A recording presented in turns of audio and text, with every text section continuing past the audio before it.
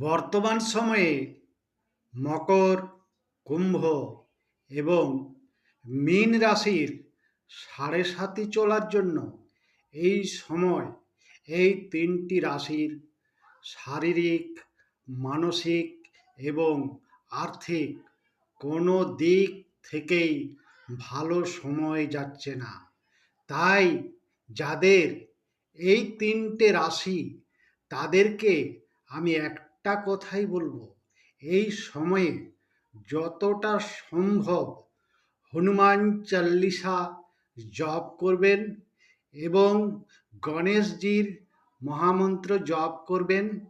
সকলে যদি এই জিনিসগুলো করতে পারেন তাহলে সাড়ে সাতির প্রভাব থেকে মুক্ত থাকবেন।